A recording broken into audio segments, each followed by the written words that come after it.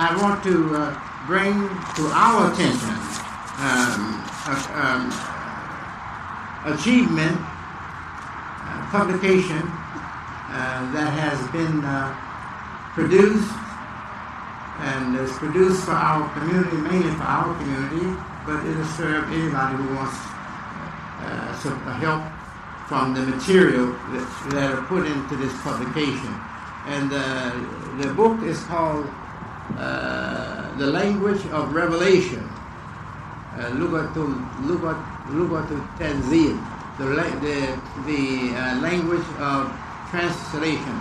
And it is by a brother that I've known to be dedicated and devoted to the study of Quranic Arabic and the teaching of that subject to our students and to grown-ups as well. And that is Brother Siddeeq Jihad. I think most of us know him here. Brother Siddeeq Jihad, will you please stand and face the audience? So, this is Brother Siddeeq Jihad. So I highly recommend this book for you all who are studying grown-ups, but also for our youngsters who are studying in separate organized Quranic studies classes, and who are also studying in the school system, our school system, Claire Muhammad school system, Claire Muhammad schools, and like the one in Atlanta and Washington, D.C., Chicago, and many places. I highly recommend this book, The Language of Revelation.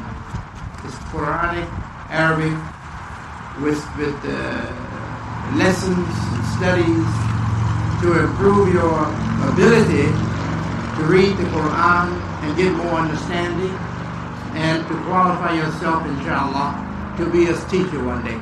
Because out of you, from you who are interested in Quranic Arabic, we are going to get our next generation of teachers and imams and leaders, So Allah be with you all and bless you to benefit from these wonderful projects and publications that our community is producing. This is one. We have others that I have seen, and grateful to Allah for students and scholars like our brother Siddeeq Jihad. Congratulations, my brother.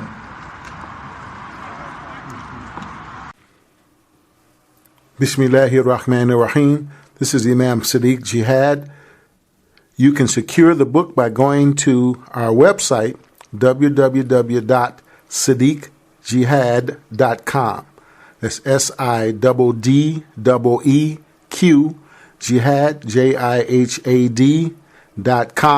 Or you can send a postal money order or any type of money order to Post Office Box 401165, Redford, REDFORD, Michigan 48240. My email address is Siddeeq, that's SIDDEEQ @msn.com. And the phone number where we can be reached is 313-532-5246. I thank you very much. Assalamu alaikum wa rahmatullahi wa barakatuhu. Bismillahir Rahmanir Rahim. Alhamdulillahi Rabbil Alameen.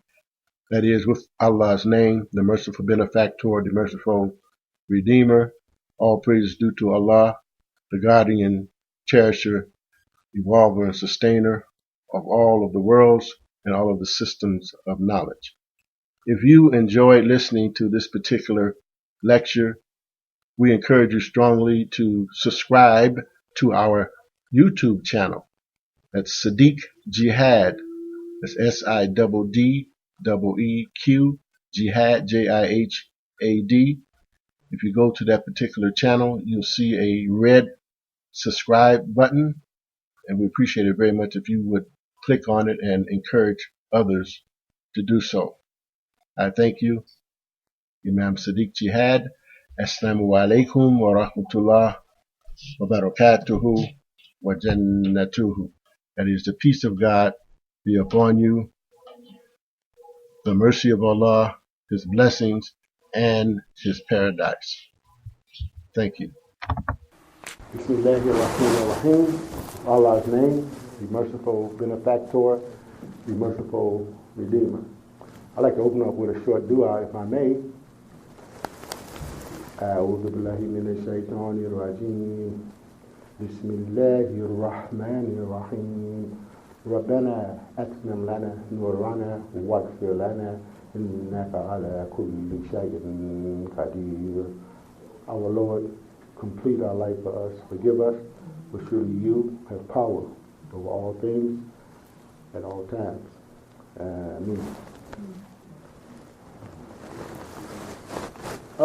I did the khutbah here this past Friday, and I was very pleased to see the community and the beautiful faces and all the ethnicities and all of that. And I'm very charged up about having been here and give you some examples of the forms of the verbs, if you will, in action in the Quran. I learned Arabic at Wayne County Community College in Detroit, Michigan. Some Arabic, I'm not fluent. But I'm into the book side and the vocabulary and looking at dictionaries and lexicons and things of that sort.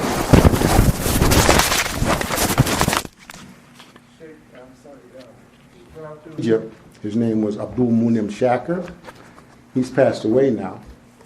And he always complained about the books that we were being taught, from. And he always encouraged one of his students to write a book. So Allah blessed me to write a book, Lugat al-Tanzil. So when we were in the college setting there, he didn't teach us Quran, he just basically taught us the structure of the Arabic language. And so we took what he gave us and applied it to the study of the Quran. So I just want to go over, as I mentioned, the forms of the verb, just from 1 through 10. And I have a few books left. I sold most of them over the weekend. I think I have about 10 books, but if anyone decides they want the book, I can always mail them to you. All right. So the first form of the verb is the form that just goes right to the point. And it also is used for declaring a statement of fact. Allah says in the Quran, "Khalaqakum min nafsin wahida." That's the fact. He created us all from one soul. So khalaqa, first form, right to the point. Another example, Allah says in the Quran, "Kataba rabbukum ala nafsihi rahmatah." You all's Lord has written, kataba, upon himself, or ordained upon himself, if you will, the rule of mercy. So the first form is pretty easy to see, and it's very, very crucial when you go into dictionaries and look up words. You got to take a verb that may be in the 10th form and break it down to being the first form in order to get to the dictionaries to understand the meaning in the various forms, if you will. Another example is وَيَفْعَلُ اللَّهُ مَا يَشَاءُ. And Allah does what He wills. Here, yaf'alu is the first form, but it's the present tense or the indicative tense as far as English language goes. So Allah is doing this right now, whatever He wills. And in fact, He only said one time, kun fayakun, be, and it is, and the whole creation has continually been unfolding ever since. And Allah says in the Quran, Kula yawmin huwa fi sha'n. And every day in new splendor does Allah shine and make new things, new nebulae, new stuff that's going on all of the time. Scientists know that too. They say that we live in an expanding universe, right? Praise be to Allah. So I think that's enough on the first form. I know my time is limited in terms of the iNSHAAA coming in.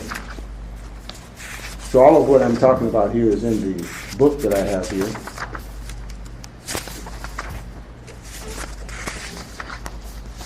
So just bear with me until I get to the second form here. I should have had this marked off before I came.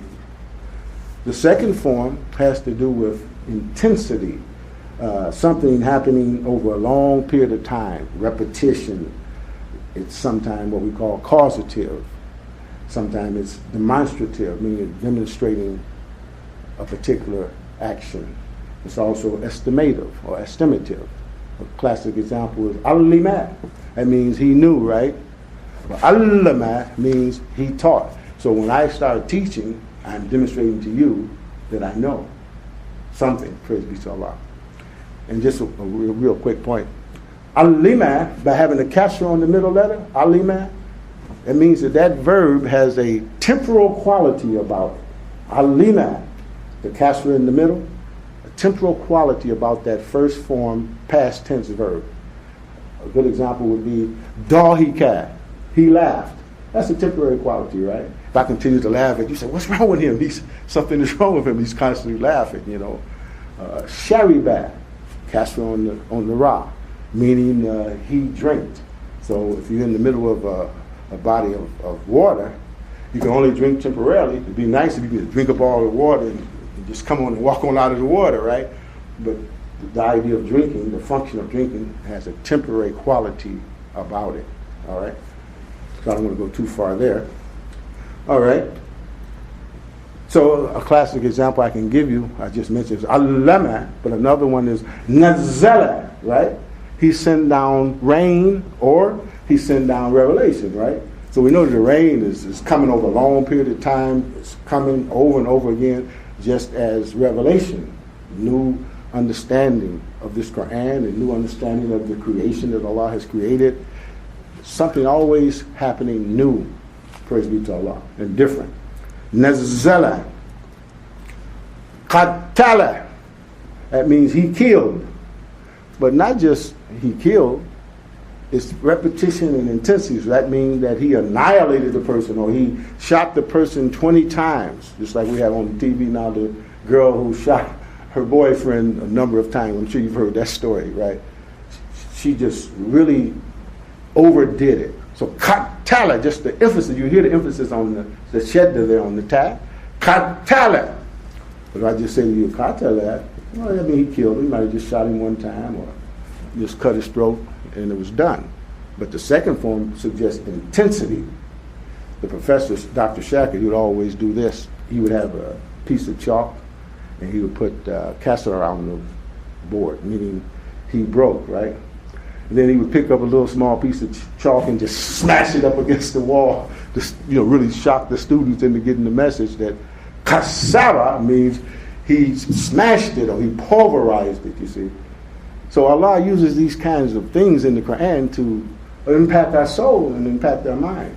So if a person is reading the Quran and they don't know that Allah is using this grammar to give emphasis and these kinds of things, you miss the impact of the Quran on your spirit and on your soul.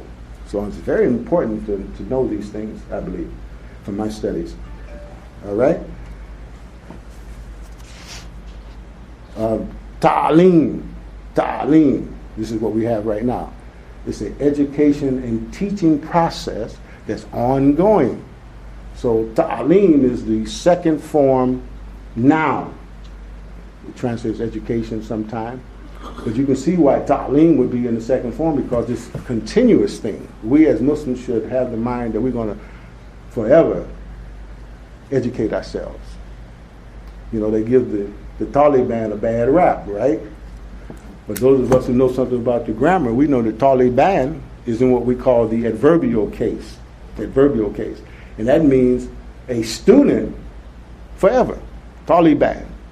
So it has very, very good meaning, in reality, And I always want to encourage people, Muslims in particular, to be students of the Quran forever.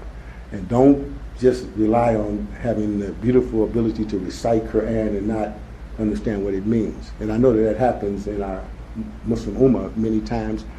Hafiz of the Quran, a lot of times they can recite, but sometimes you can hear from the spirit of the recitation that they may not understand the sarf and the grammar of the Quran.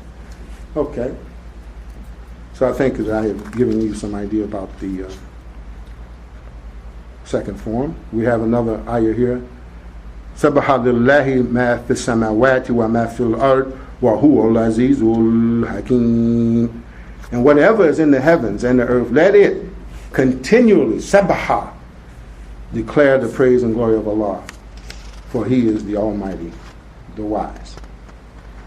Okay? That's the second form. All right? The third form has something to do with what we call reciprocity, attempting something, mutuality. Okay? I mentioned to you, katala means he killed, right? Katala means he overkilled, but katala means that there was a mutual force that was fighting against the being killed. Katala. So that means he was fighting. Yeah, I was trying to, get the person, but the person was trying to get me also. So the third form would suggest some kind of force coming against you, or you working against a force that is there opposing you. A classic example is jihad. Jihad. Jihad. Jihad means that you're striving against what? The shaitan. Striving against the jinn from within. And we know that the history has it that we say that the greatest jihad is a jihad against the nafs. To get the nafs to stay in form on the Sirat al-Mustaqim. Jihad. All right? Okay. Allah says in the Quran, وَجَاهِدُوا بِأَمْوَالِكُمْ بِأَنفُسِكُمْ فِي سَبِيلِ اللَّهِ. And strive with your possessions until there is no oppression, and all worship is to Allah alone. And fight them on, I got two verses, I'm sorry. And strive with your possessions in your lives, in the cause of Allah. So that is the third form. So another third form verb would be rasala. You hear Rasul there. I think I mentioned this in the khutbah. Rasala means to send a message. Tarasala, put a T on the beginning, meaning that there's some correspondence going on. I sent a letter out and a letter came back. So that's correspondence. Okay. Now the fourth form. We have the pattern af'ala. That's the past tense. Af'ala. So Allah says in the Quran, Qad aflahal mu'minun, using the fourth form verb. Aflaha, right? Aflaha, coming from falaha, which is the same word as hayya al falah, success, right? So aflaha would suggest to our minds that Allah is the one that is causing the success. All right? So the professor told us something very beautiful and always stuck with me. The fourth form of the verb, past tense, meaning that the act has been completed, has the connotation of the past, the present, and the future in the one fourth form verb. You hear that? This aflaha, which is past tense, has the connotation of this success not only being in the past, but it's happening now, and it's happening in the future too. And Allah gives us the prerequisites for the success, right? And I think the next verse says, "Alladhina hum fi salatihim khashi'un," those who are humble in their prayers. "Alladhina hum anil lagwi mu'ridun," and they avoid the vain talk. So that tells you clearly that if you're going to be successful, you can't be sitting down talking about movies and TV stuff all the time and think you're going to have some success, right? And then it goes on to say, and those who are active in deeds of charity and zakat. So Allah is already indicating to us that you want success, Muslims, do this, and this, and you are guaranteed success. But it's very interesting to know that Abdullah Yusuf Ali, who translated the Quran that many of us listen or read, says that surely the believers will eventually win through. So he's talking about in the future tense, right? But the Muslims should see this as, no, I'm going to be successful right now if I humble myself in prayers and I'm doing active deeds of good, you see. So these are very important things to recognize. And Allah uses the fourth form when He's letting you know that I'm the one that caused this or caused that, you know. And Zala, right? He said He sends down the revelation. He's letting you know there was no force that caused this revelation of Quran to come down but Him. He used Jibril as the agent, but He is the causer of it, you see. So the fourth form, you'll see it many times when Allah is letting us know that I'm the one that causes this or causes that. There's another ayah where it says, you put the seed in the ground. Who causes it to grow? You see? So he uses a fourth form verb in that ayah as well. Okay? Fourth form. And so beautifully, Islam is on the fourth form pattern. So what does it mean? It means to be in a state of becoming, has a property of dynamism and ongoing effort to hone a particular thing. So we know that when we say that we are Muslims, we don't stop there. We continually try to get in a better state of submission to Allah. So Islam is the fourth form, masdar we call it, or noun. Why is it in the fourth form? Allah is the one that causes the submission, and He's letting us know by putting in the fourth form that we have to strive and get better and better. It has dynamism, it has movement to it. It always reminds me of Allah getting the Prophet into a spirit where even on his deathbed, he was calling for his miswak, wanting to continue to be in submission to him and making another prayer, even though he knew that he did a great job of what he did, praise be to Allah. But he still had the spirit to know, I want to still make another salah, even though he had fever and so on, praise be to Allah. So the fourth form is very, very prevalent in the Quran, and when you see it in action, you'll know that Allah is the causer of it. And then we have what we call the passive voice, majhul. What is that? You know, passive voice would be there. Say, for example, I have this recorder here, and I leave out of here, and it's on the floor when I come back. I can't say, Imam Yusuf, put it on the floor. I can't say any of you put it on the floor. The wind could have caused it. Anything could have caused it. So I would say, it was on the floor. I can't say he put it on the floor or she put it on the floor. It was on the floor. So the agent that caused the particular thing to happen is unknown. This is what the passive voice would indicate in English language. So we learned English language and Arabic language. I didn't know this even in English until I started learning Arabic. So Allah manipulates this passive voice so beautifully. A classic example is Yursalu alaykum ashwabun min nar, and sent on the both of you is a flame of fire, right?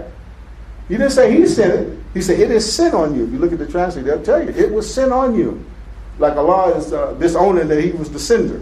But we know He was the sender, but He's letting us know that I already clocked this into the creation. It's going to happen. I don't have to all of a sudden say, okay, I'm tired of those Muslims. I'm tired of what they're doing. I'm sending the flame now. But He already sent the flame because He already clocked it into the natural order. So Allah knows when the sun is going to fizzle out. Allah knows when this flame of fire is going to come, you see. So He puts it in the passive voice to let you know He's not a reactionary being, you see. He knows what's going to happen before it happens, Like Allah knew that I would be here today, you all would be here today. Allah knew that the Prophet Muhammad was going to be in the cave Hira when He sent the first 5 ayahs of the Quran, you see. So Allah wants us to know that He's not a reactionary God. He doesn't get angry. And this is very important because the Bible talks about those people are smoke to my nose. I'm angry with them and things like that, Okay. Praise be to Allah. Then there's another beautiful ayah where Allah says, لا تدركه الأبصار وهو يدرك الأبصار وهو اللطيف الخبير. No one can grasp His vision. His grasp is over all vision, and He is the sensitive, the aware. This is Surah 6, verse 103. So, tudriku is the fourth form, the present tense. You say, la is put in front of it to negate it, and you cannot grasp it, the vision, talking about the vision of Allah, al-absaru, the vision of Allah. Why can't you grasp the vision of Allah? Because He is the one that causes the vision that you have. So He knows what you can grasp and what you and I cannot grasp, you see. So He puts it in the fourth form, and then He says, wahua, and He, yudriku, and He is caused by Himself to grab the vision of everything that you and I can visualize with our mind's eye as well as with our physical eyes. Okay? So I'm giving you the indication here that Allah is utilizing grammar to express His message to us. And if we don't understand why He uses the fourth form or the fifth form, we may miss the message in terms of the impact in our response to it. Praise be to Allah. So beautifully, when I was learning the forms and whatnot, I just went to work and started reading the Quran and started seeing these forms in action. It was so exciting, and it's still even now exciting. And Allah says, "Inna Allah la yukliful miyad." Surely Allah does not fail to keep His promise. Why doesn't He not fail to keep His promise? Because there's nothing out there that can cause Him not to be successful in whatever He wants to do, you see. So He puts it in the fourth form. There's no cause and no force that can stop me from fulfilling my promise. Praise be to Allah. All right. So now we go to the fifth form. I have many other examples here of the fourth form in action, but we're trying to move on here. Tafa'ala. Now, fa'ala is the second form, which put the ta in the front. Now it's the fifth. Tafa'ala. On the measure in this ayah, I have it here. Walau taqawwala. Many of you may know that verse, right? Walau taqawwala alayna ba'd al-aqawili la'akhadna minhu bil yamin. Translated. And if Muhammad would have said something from himself. So the fifth form has something to do with the self, reflecting back on the self. So qala means he said, right? But now the fifth form means he said it, but he said it from himself and then put it on us, saying, Allah sent me this. So Allah said, if he would have done that, He says that He would have certainly seized him by the right hand. I mean, He would have stopped him from even doing it. All right? And then it says, ثُمَّ لَقَطَعْنَا مِنْهُ الْوَتِينَ. And then He would have cut off the artery of his heart. He would have killed Muhammad had he falsified and said, this is what Allah revealed to me. But we said already, you knew already, that Allah has complete control and power over all things at all times. So He's just giving that to us as a hypothetical. But He knew that Prophet Muhammad is not going to say that he, received something from him that wasn't meant to be a part of this Quran. All right? So, this particle lao, many of you may know this particle lao. Lao means hypothetically if. So this ayah begins with lao. And if Muhammad would have said something from himself and put it on us, he mentions what he would have done to him. Right? And then he tells us in the next ayah, and none of you could do anything about it. If I wanted to kill him, you couldn't do anything about it. So taqawwala is the fifth form, reflecting back on the self. Qala, as I mentioned, as he said. Taqawwala is meaning he said it from himself. If you look in the dictionary, they'll tell you that he fabricated. Something like that would be the definition in the Hansware Dictionary and other dictionaries. All right? We have it in our prayer. At-tashahud, right? And I must say that in some instances, people, I would say imams, probably not in the non-African American community, but in the African American community, some of us have the strong aspiration of wanting to be leaders, and so we'll, lead the prayer for years and years. I hate to talk about our people, but this is the truth. And never learn the tashahud because it said what? Silently, so they can get by with it for years.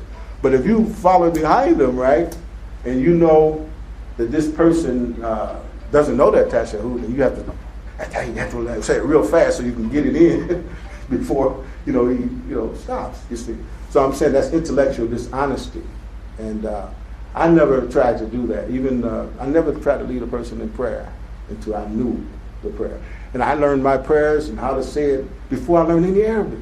You see, so I would encourage people to, if you don't, know Arabic now, at least learn your prayers in Arabic and get used to the rhythmic tones, and then you'll be more comfortable when you begin to learn Arabic. So at-tashahud is the fifth form noun or masdar, and I said it had something to do with doing to the self, right? Right. So tashahhud is telling you and I that you are witnessing this that is recited in this tashahhud to yourself. That's why it says solemnly. Okay? And so many of you know the hadith, Sahih Muslim, the book of Salah, where it's reported that a group of Muslims were saying, peace on Allah, peace on Allah, peace on Allah. And you know what the Prophet said when he came and heard them do this?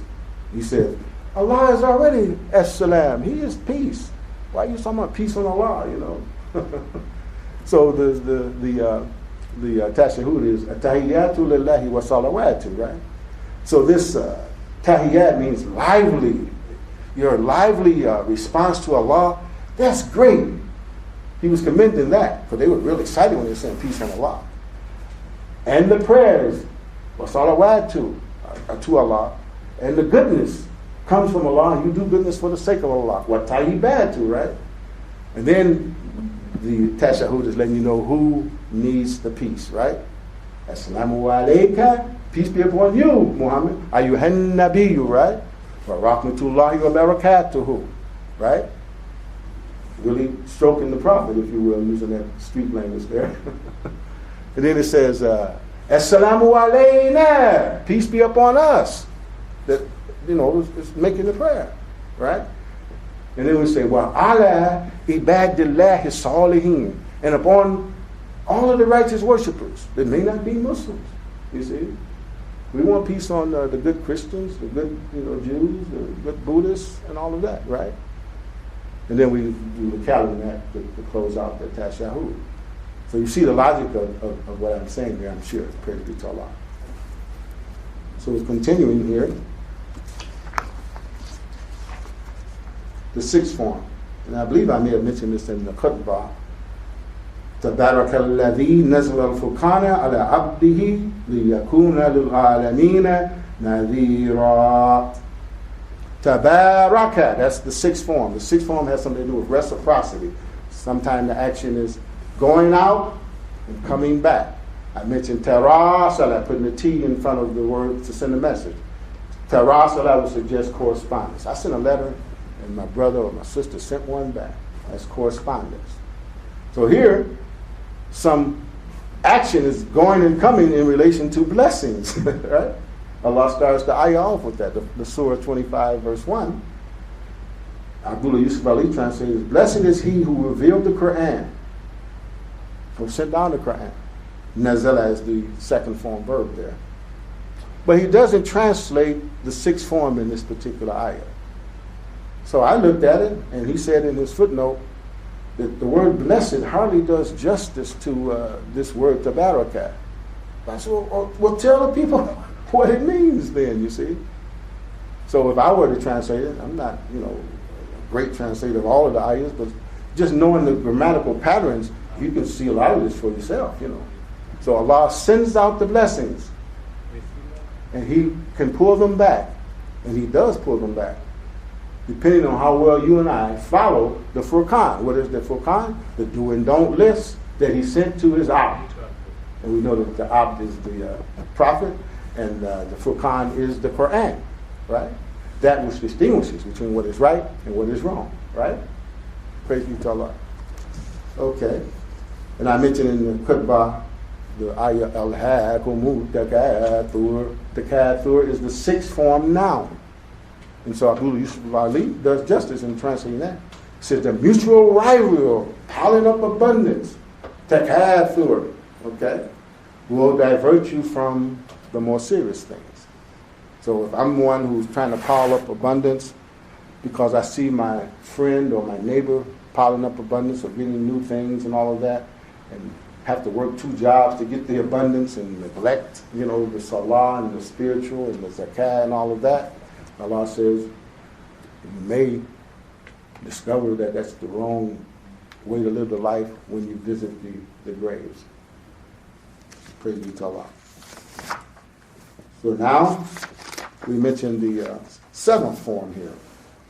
The seventh form is what we call, again, the passive voice. It's reflexive sometime, and it also has the idea of to allow something to be done to the self. And in this particular form, Allah uses it to indicate to us that certain things He has clocked into things. Like we say in the Qur'an that we are told when we get on the camel, when I get into my car, I want to make a dua, I say, Subhanalladhi sakhara lana hada, wa ma kunna lahu muqminin, inna ila rabbina la munqalibun. Munqalibun. That's the seventh form. Translated that, praise be to Allah who has rendered this to my service.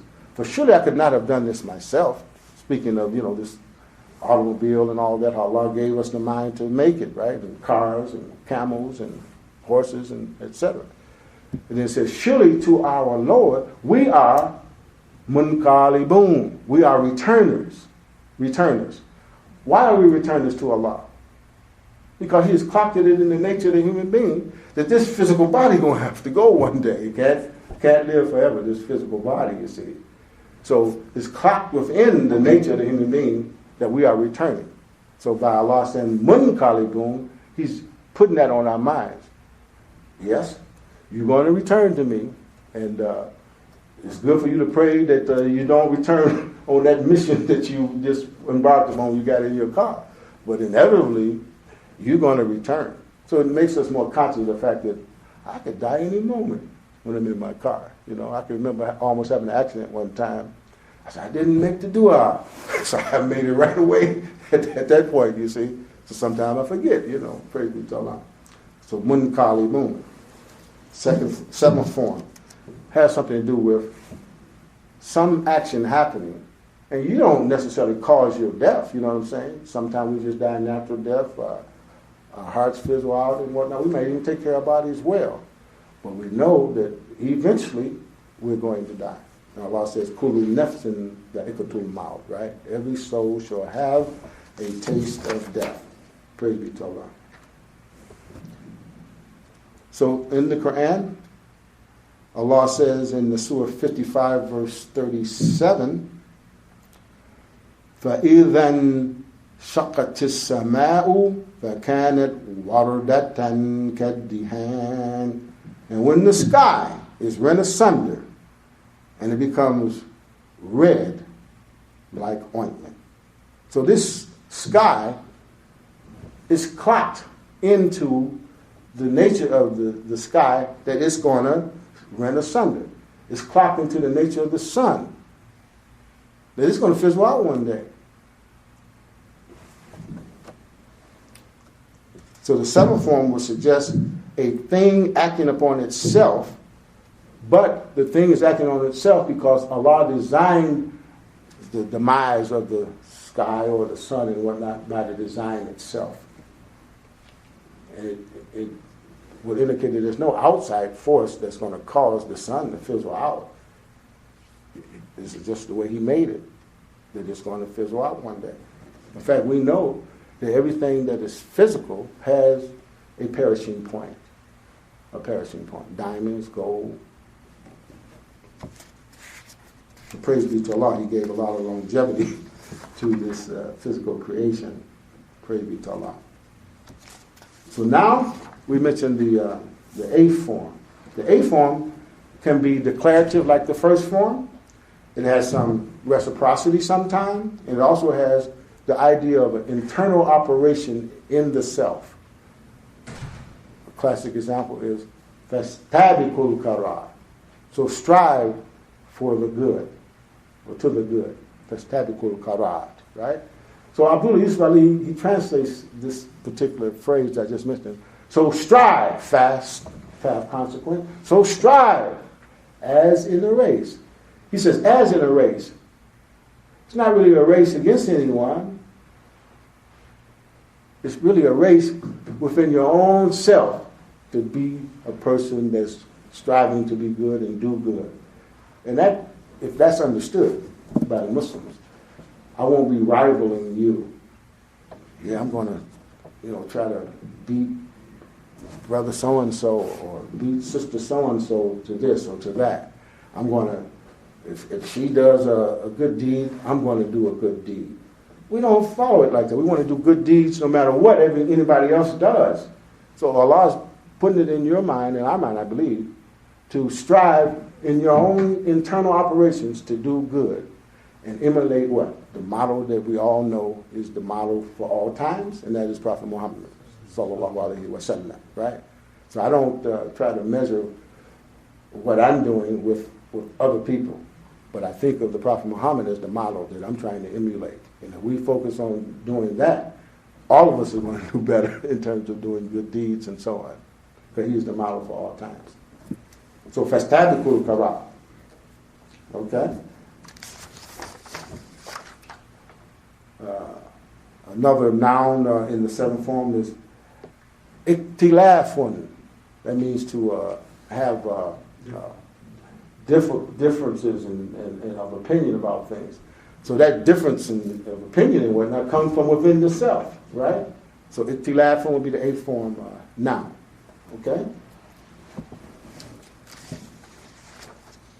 All right.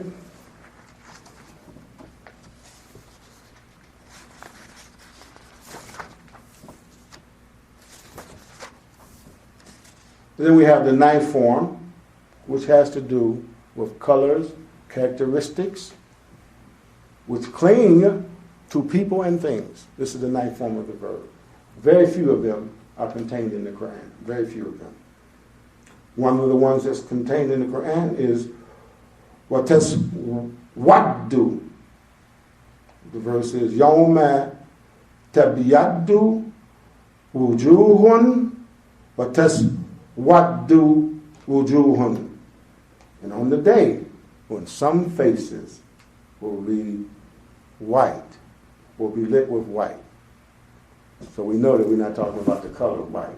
We're talking about on the day of judgment, they're going to be beaming and happy for the day of judgment.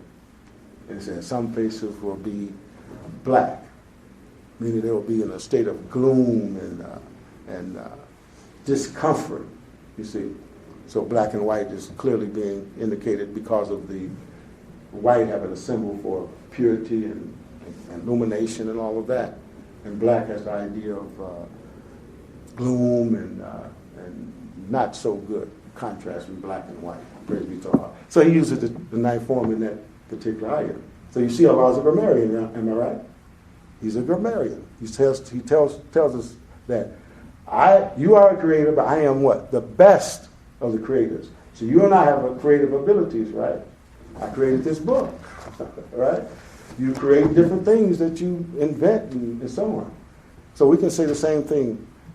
I am a grammarian, but Allah is the best of grammarians. He allowed me and others to be able to get on that page, if you will, and understand the grammar that he is using so we can get utility out of this Quran. All right? Okay. Another example of a ninth form verb is ihwaja, to bend or to be crooked. Ihmara, to turn red or to blush.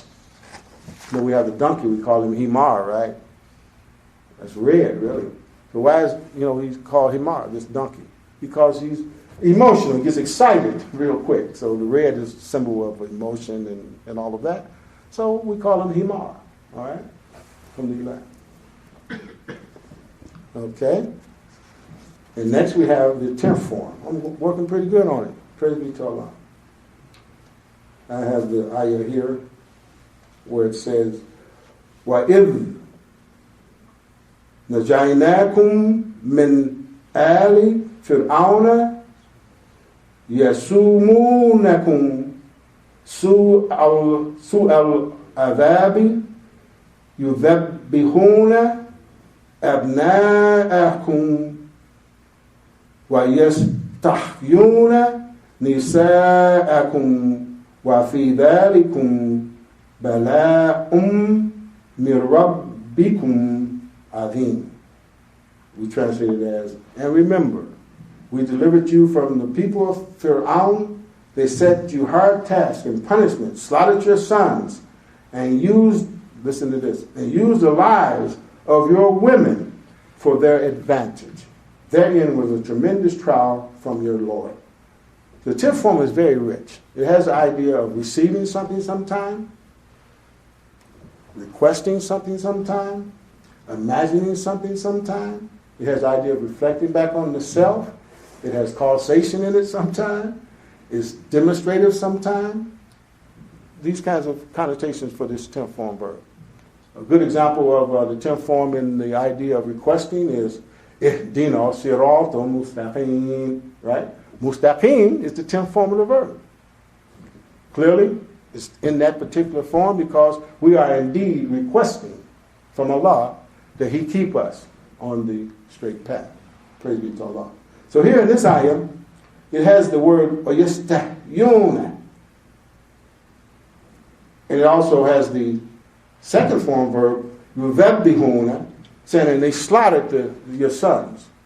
So if we take it literally, we are having the mind that Fir'aun just went all around Egypt and just started killing all of the sons, physically. But if we take it from the standpoint of perhaps him causing them to be of no consequence in the society, and then the idea of yastahun is the 10th form, meaning that the women imagined themselves to be living, and at the same time they were being taken advantage of by Fir'aun. And that is existing right here in America as I sit.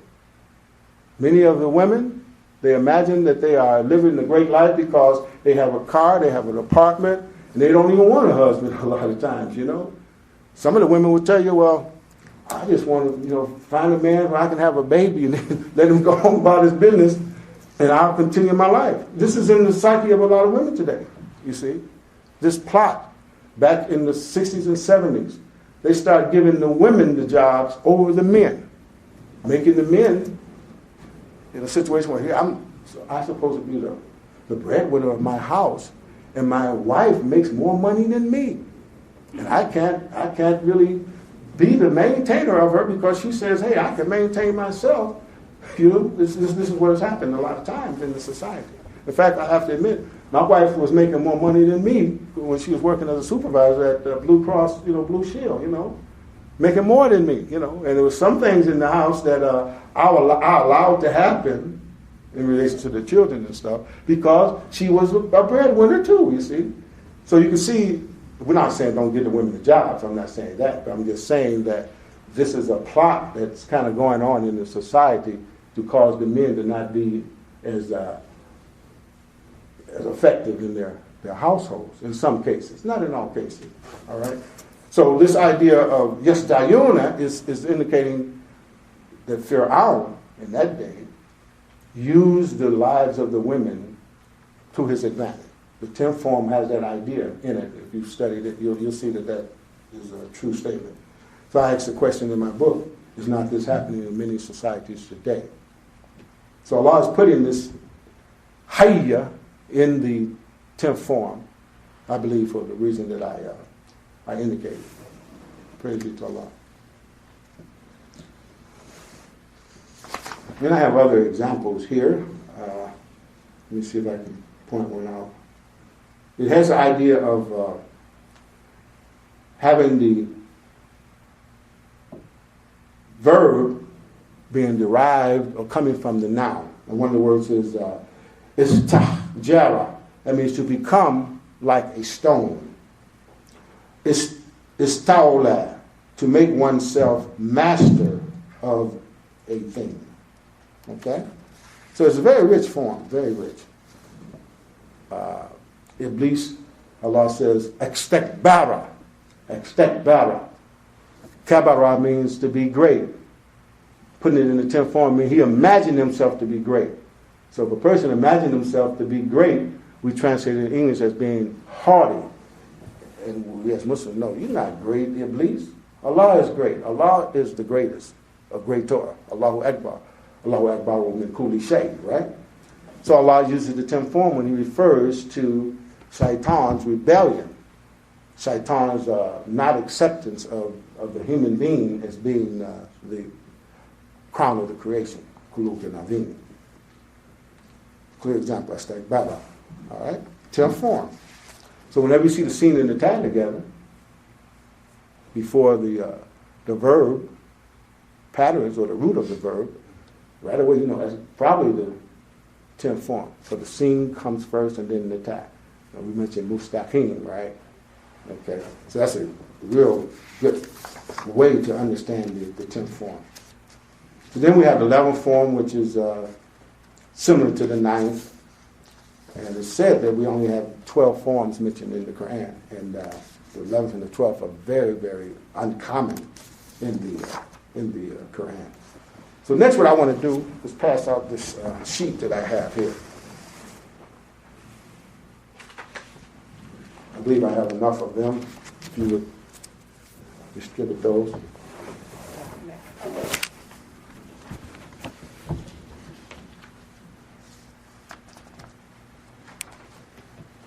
This is what we call the basic 10 forms of the verb chart.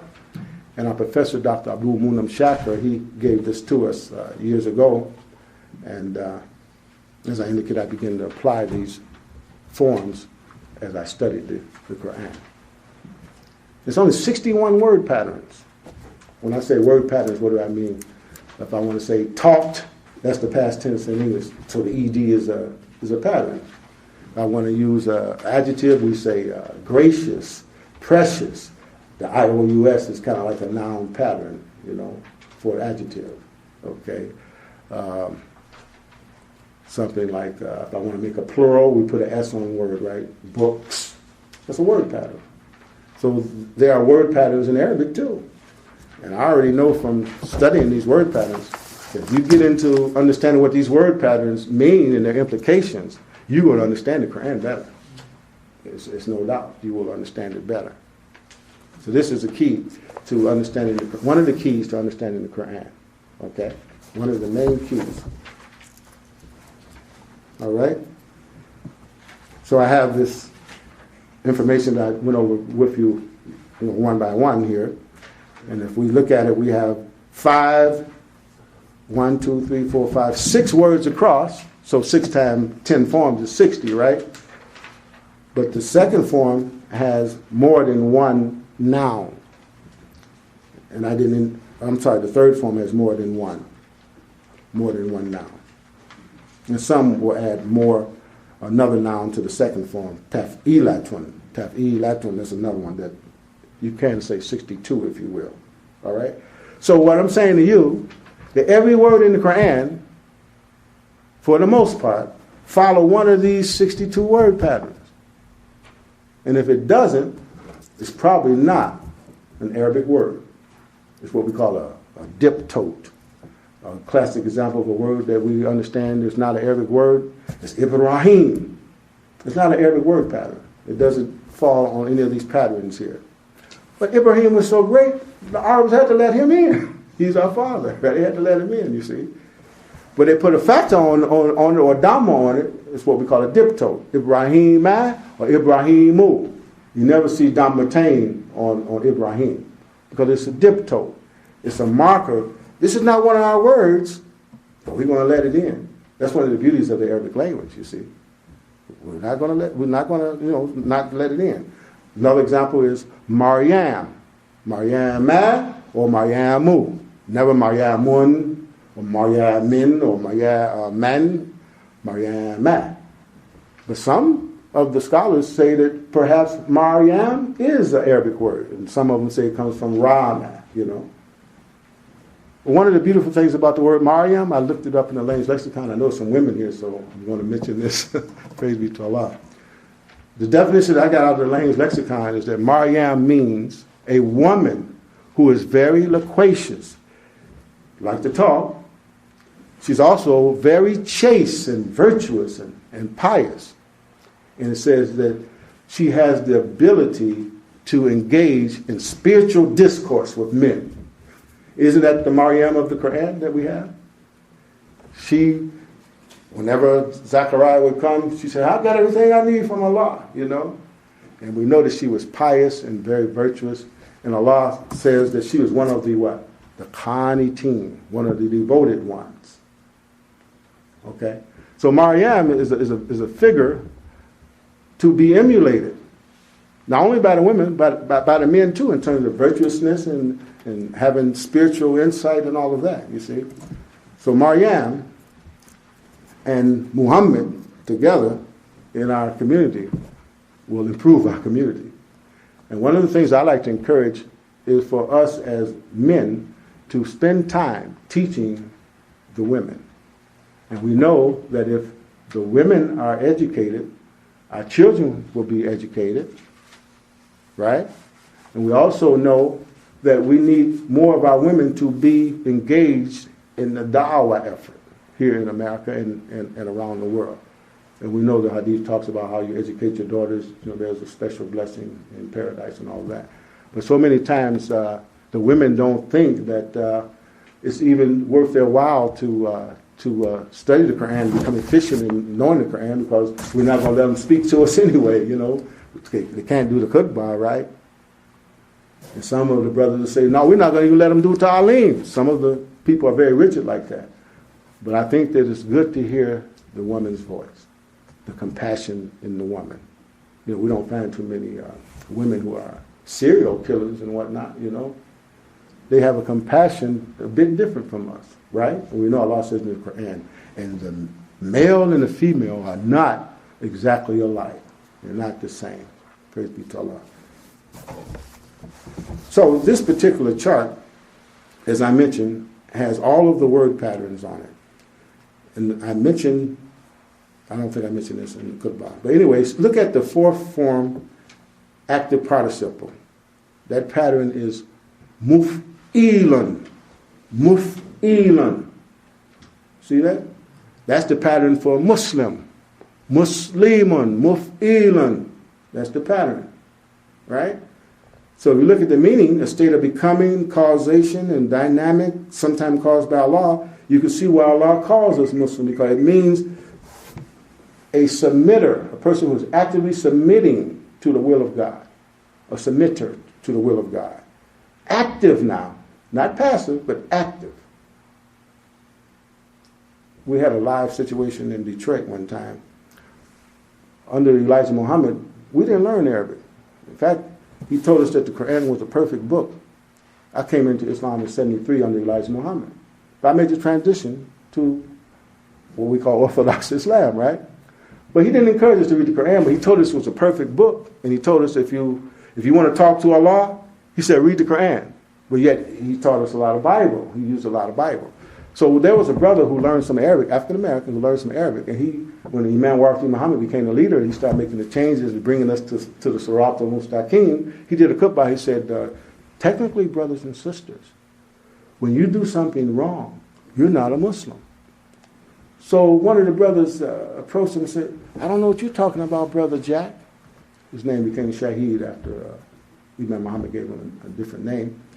I don't know what you're talking about. I might do a little wrong here and there, but I'm still a Muslim. But he told him, technically you're not, because Muslim is an active participant in the submission, right? So if you're not actively participating, you can see why, he wouldn't be a Muslim at that time when we deviate. So if you had it in your mind and spirit that I don't ever want to be in a state where I'm not a Muslim, it would help your taqwa to increase. And we know Allah tells us, die not except in a state of Islam. So Muslim. Muqsin, same thing, same pattern. We translate it as a doer of good, excellent doer of good, right? Muqsin. Then we have mu'min on that same word pattern. You see the point I'm making? That's on that same word pattern. Mujrim, what is a mujrim? Anybody know what a mujrim is? Criminal. A criminal, that's right. Criminal. on the same pattern. Right. Alhamdulillah. Alhamdulillah. Okay. Muhammad is the second form passive participle pattern. Muhammad. Mufa'alun.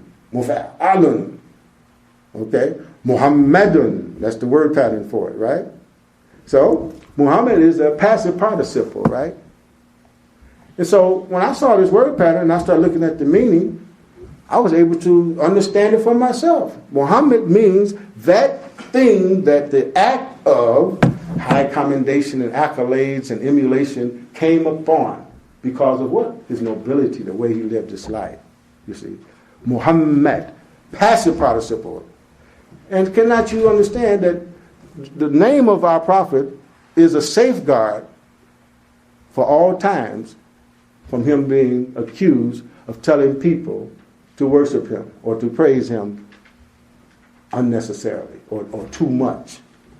Because he said, my name is that entity that all of this praise and accolades came upon. I didn't tell people to praise me. It came upon me because of the way I lived my life. I was Elamine, you know. I kept my Ummiyin names all of my life, you know. I am the excellent example because of Allah blessing me to have taqwa, you see. So Muhammad, again, is the passive participle. That entity, that high accolades and commendation came upon it. Bismillahir Rahmanir Rahim. This is Imam Siddeeq Jihad. You can secure the book by going to our website, www.siddeeqjihad.com. That's SIDDEEQ Jihad, JIHAD.com. Or you can send a postal money order or any type of money order to Post Office Box 401165, Redford, REDFORD, Michigan 48240. My email address is Siddeeq, that's SIDDEEQ @msn.com. And the phone number where we can be reached is 313-532-5246. I thank you very much. Assalamu alaikum wa rahmatullahi wa barakatuhu.